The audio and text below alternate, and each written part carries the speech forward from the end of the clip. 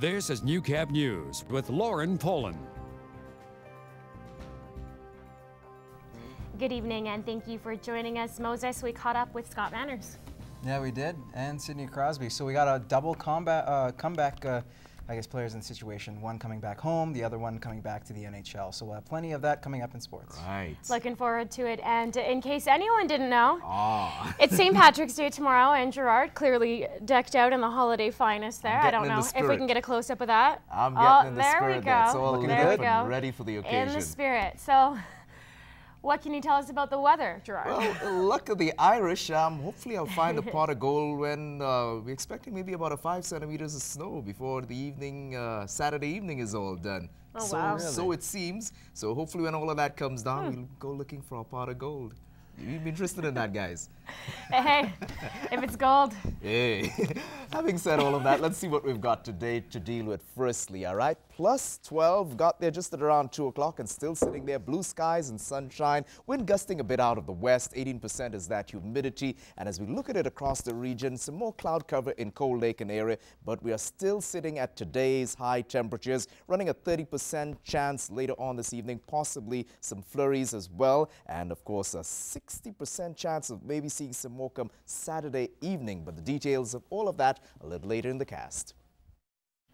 A fatal crash on the Onion Lake First Nation last night claimed 2 lives. Police say a pickup truck rolled over, killing a 26-year-old man and a 19-year-old woman. A third victim was transferred to hospital, but it is unknown how severe her injuries are. RCMP say speed and alcohol appear to be factors in the crash. Police aren't releasing any names at this time. Meantime, a semi-truck carrying oil lost its load last night just outside of Hillmont. This was the aftermath. The semi rolled over on a rural road roughly 3 kilometers outside the community. Emergency crews were called to the scene at around 9:30 p.m. Unconfirmed reports say the driver was ejected from the truck, but there is no official word on injuries or how much oil was spilled. If you've driven down Highway 16 in the border city lately, you've likely noticed some changes. This past week, the frame of the new $16.5 million RCMP building took form. The new building gives RCMP members roughly 3 times the space they currently have. There are also plans for other municipal offices to be built inside. Officials broke ground last May, but the project was delayed due to the overwhelming amount of rain this past June. On the flip side, with the mild weather that we've had since mid-January onwards type of deal, I think the guys over there are very appreciative, and I think they can work a little bit faster now. Construction is now back on track and on budget. You know, there's always changes within construction that happen that are affecting the overall cost that we still have to sift through. So there may be changes, there may be increases. When construction is expected to be complete by May of 2013, when the new facility opens, it will house roughly 60 RCMP staff. A recent study in Alberta measuring men's attitude towards domestic violence shows some shocking results. The survey conducted by Luze Marketing implies that 1 in 10 Alberta men think it's acceptable to physically assault a woman if she angers him. For victim services, reasons why are still unclear. Things like alcohol, drug use. People aren't able to make clear decisions when they're impaired by substances such as that. Financial stress. We see that quite a bit. People just are at the end of their rope and aren't able to control their anger sometimes.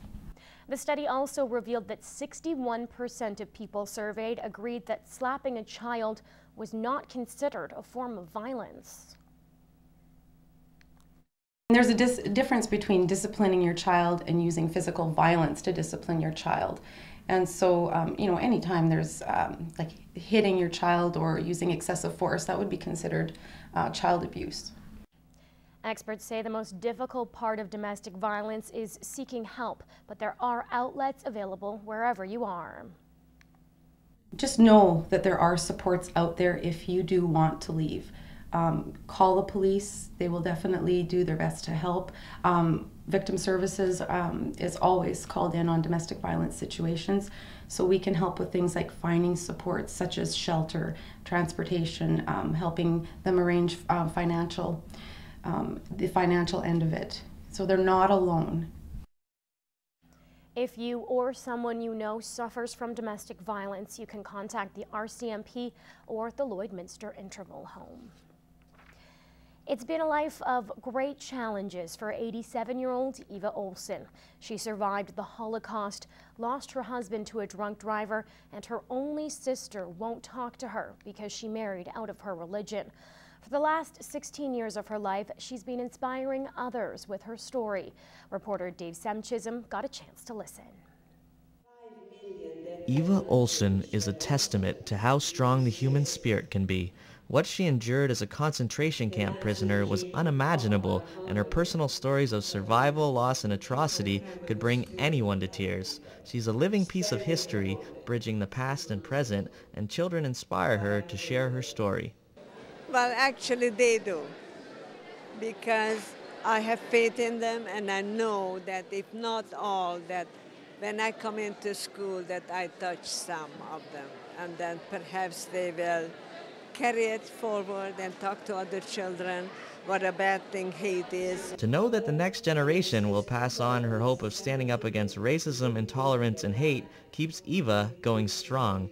An incredible effort for a woman who has given more than 3,000 presentations across Canada. She inspired me to, be nice and not bully and stand up for those who are. It was a good speech. She touched a lot of our hearts, and I knew she came here trying to touch one of ours, and she touched all of ours, I think. Eva says doing this truly puts her at peace. She speaks for her family and to give a voice to all those who lost theirs in concentration camps. Through it all, she has kept a wonderful sense of humor and a great compassion for others. The way I feel, children, some learn from textbooks, but it does not put a face to it. Eva is doing an amazing thing. The memories are painful, but through her experiences and her message, she's empowering others to stand up to hate. As she said, hate is no joke, hate is a killer. And Eva will continue to inspire students as long as she can. David Semchism, Newcap News.